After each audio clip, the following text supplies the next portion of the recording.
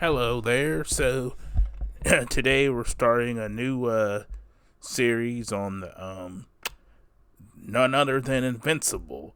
If you've been watching the series, uh, been very entertained by it. So right now we're gonna start creating Mark Grayson, the creation of Mr. Kirkman and Ryan Otley, but I believe he was not the original artist on the comic book Invincible. So, and I don't recall the original the original artist, but I know Ryan Otley is, I think, one of the main real reasons why the the style of Invincible was established. So, we're going to be creating a non PR version of him, somewhat stylized. It's not going to be realistic. And I'll preface this tutorial with this. It is not going to be a beginner tutorial. It is for someone who really already knows like the basics of Blender, but I may not know so much how to like approach trying to get down a character to the likeness that they want. So I'm just here to share that approach. Um, but you'll be able to see some of the hotkeys I'm using, and then also the process itself is pretty simple if you just want to watch along.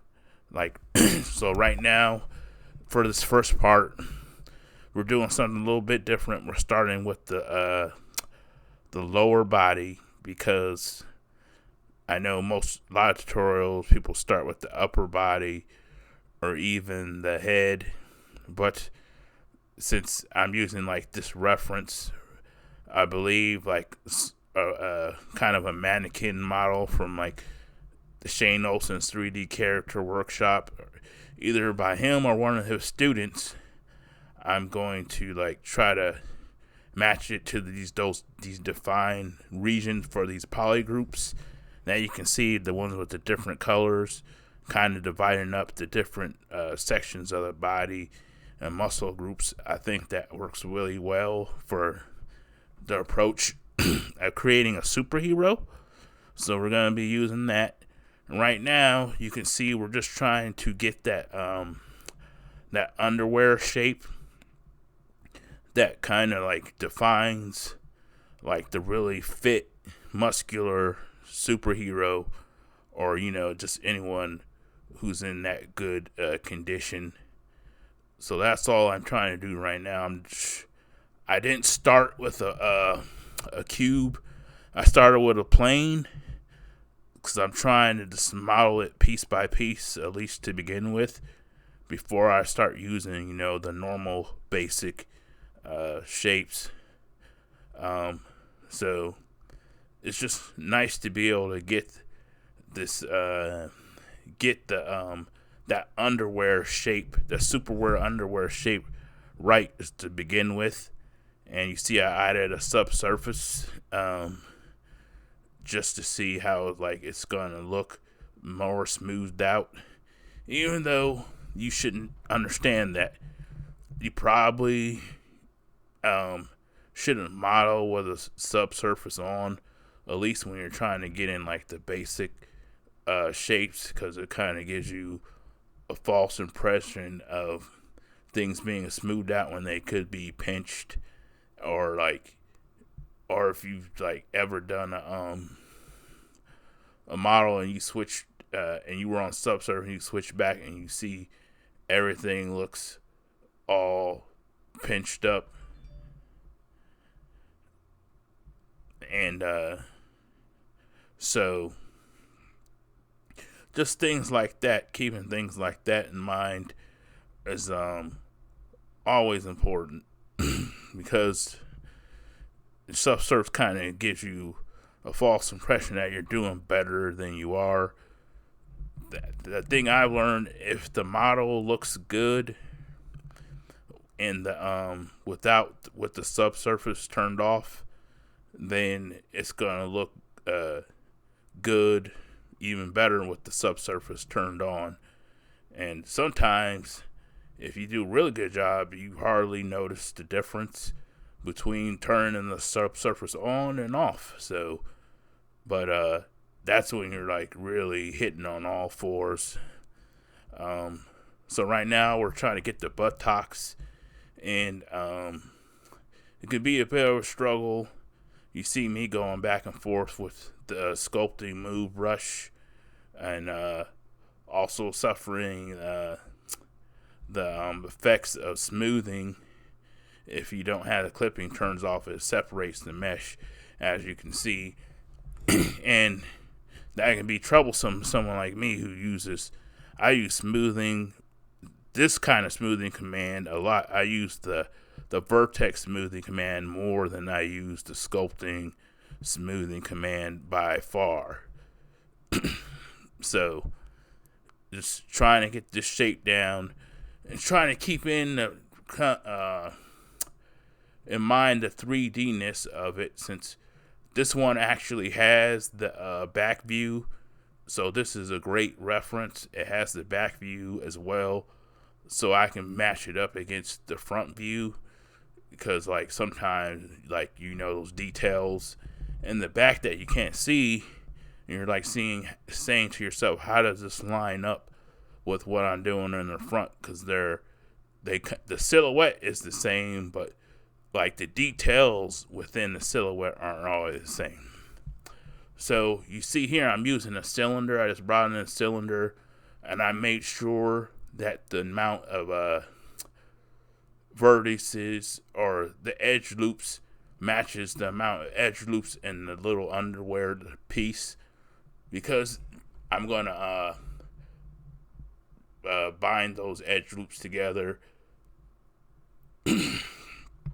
So they have to have the exact same amount in order to be able the exact same amount of edges to be able to do that. And keep in mind that I'm trying to match up the silhouette in the front and the side. That's the most important,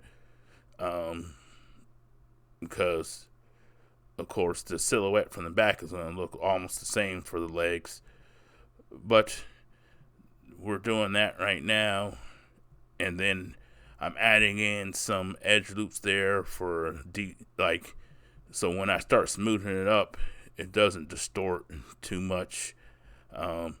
Because if you don't have enough geometry, start using the smooth without more edge loops, then it'll distort the whole shape, because it doesn't have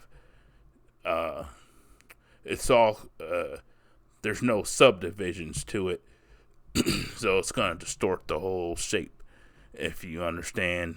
If not, you might see further on, or try it out for yourself. But right now I'm trying to get the knee area.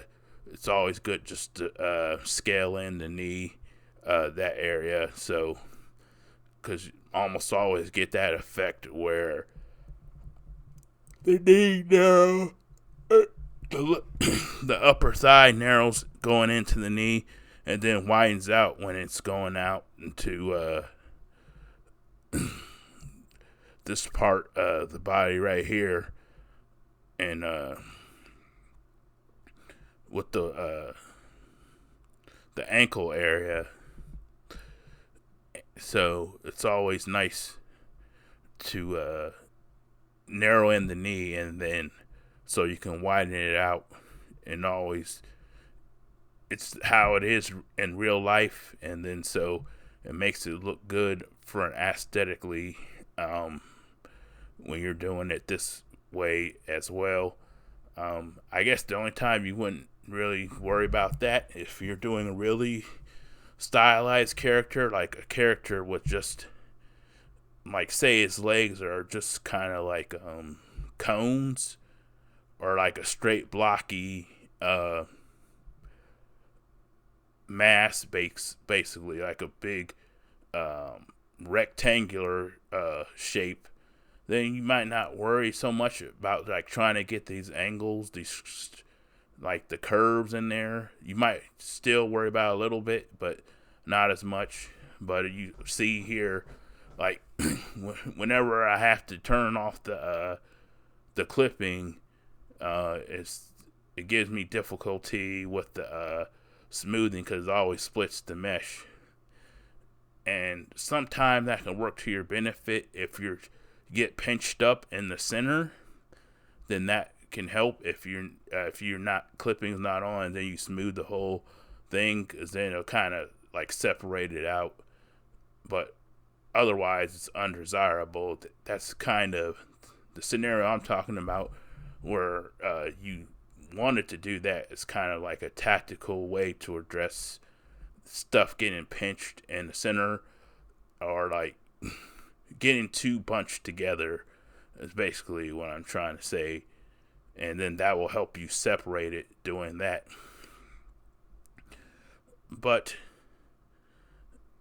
you see, we're getting a nice leg shape. Invincible's a taller character, so the legs probably aren't tall enough.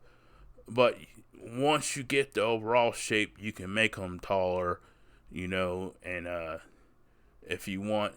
But this is like I said, this is a good base to build on because it has all your references. It has the superhero slender athletic build, so you got all that going for you. So I mean,